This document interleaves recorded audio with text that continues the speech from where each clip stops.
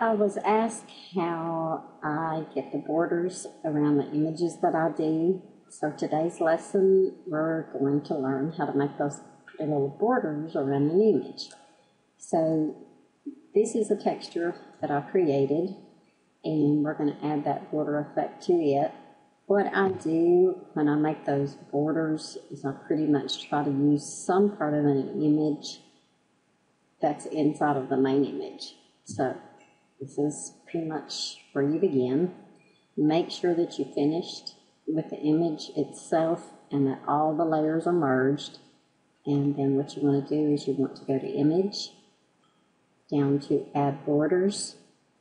Then a window will pop up and you can change the dimensions here. What we're going to use is 3. So if we were to change that, as you can see, it's going to change all of them. So we're going to use 3, and we want the black. Hit OK, and that adds the first one. So next, what I want is a color out of the flower.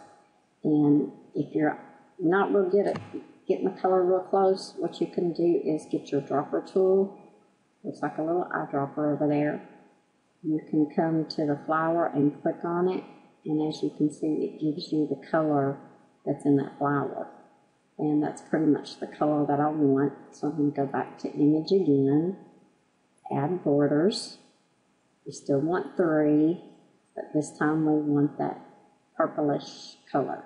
So hit that color, click OK. And as you can see, it puts that color in there, and that is going to be the color of the border. Hit OK again. Then we're going to go back, and we're going to hit Add Borders again.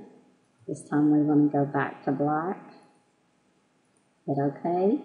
As you can see, put the black in there. Hit OK again. Now, this is the part where we're going to add the image. What you have to do is make sure that you have a totally different color from that last outline. So as you can see, I've got black in the end, so it's got to be a different color for this to work. So what I'm going to do is I'm going to go back to that purplish color. Image, Add Borders, and this time we're going to make that 15. And then we want to go back, and we want to get the purple again, then hit OK, and hit OK. Now, what you want to do from here is get your magic wand, and then you want to click right in that big purple color, the last one that we put in. Once you do that, go get the image that you want to put inside of that, which I'm using the flower.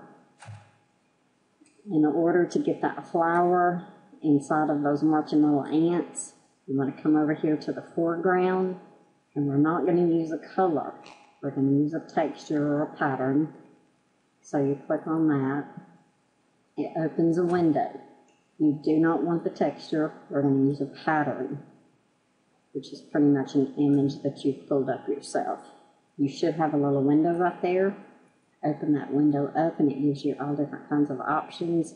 And you'll always see the images that you're working with as well in this window. So as you can see, there's my flower, and that's what I want to use. And then in the angle, I want that at 45. And the scale, just leave that at 100. And hit OK. Now, from there, you have to get your flood fill. And what it's going to do is it's just going to fill that in there. Put that flower. Now, I want just a little bit more in there than what's in there, so I'm going to go back and get that foreground again, and I'm going to take that angle out and put 0 and hit OK. And then I'm just going to click inside those marching ants again.